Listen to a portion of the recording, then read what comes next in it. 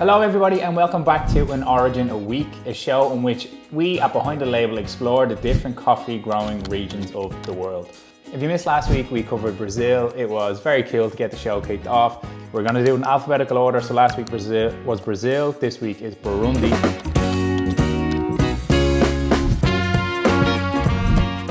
Burundi is a small landlocked country in East Africa and is bordered by Tanzania, Rwanda and Democratic Republic of Congo.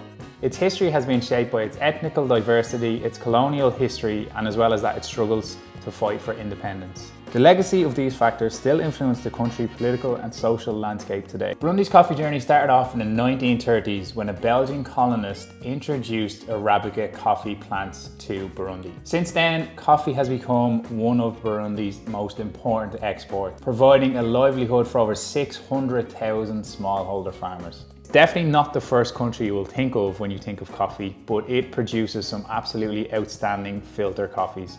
As well as that, you can get some good espresso, but honestly, I'd say 99 times out of 100, anytime I drink Rwanda, it is true filter because it gives you such complex fruit-led notes. It is delicious.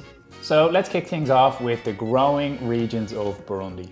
Burundi's coffee is generally grown at altitudes between 1,200 to 2,000 meters above sea level. Today, we'll cover 4 main growing regions in Burundi. Kicking off with Kayanza, known for its high altitude coffees and complex, vibrant flavor profiles. Ngozi produces balanced and sweet coffees with floral notes. Kirundo, known for bright acidity and juicy fruit flavors. Then we have Muyinga and Gitega, emerging regions gaining recognitions for their quality. I'm sure I butchered a lot of those names, so I do apologize. Please excuse me, I am terrible at pronunciation, so my bad. Most of the coffee grown in Burundi is bourbon varietal.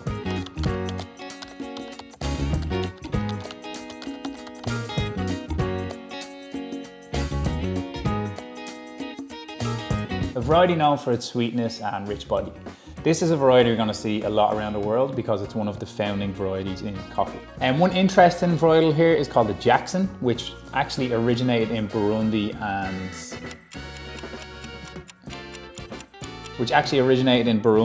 Rwanda. So this is a kind of cool one that, yeah, you won't see really anywhere else in the world. And then of course we have color variations of bourbon like red and yellow bourbon. So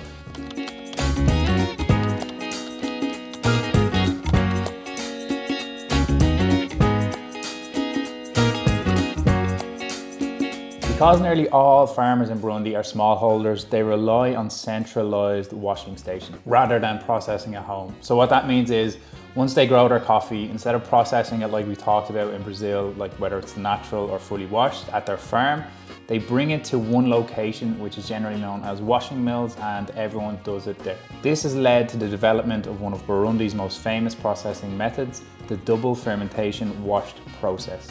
So there's 3 kind of main parts to this. First, the pulping and fermentation.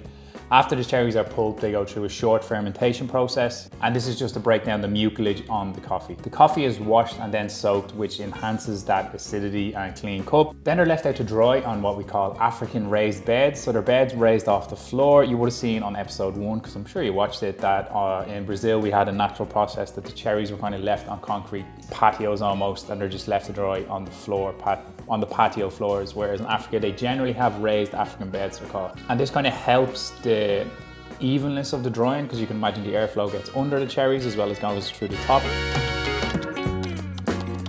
As we said, Burundi coffee is known for its bright fruity flavors. So this region I always associate with filter coffee. I would never really, well, not never really, but I definitely would use Burundi 9 times out of 10 for filter, probably even more than that actually.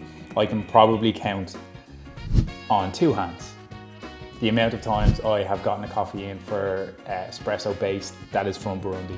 So it really lends itself perfectly for filter coffee. Filter good for filter. Remember from last episode as well. Don't forget to like, subscribe and stay curious. Next week, I'm gonna say we have Colombia again.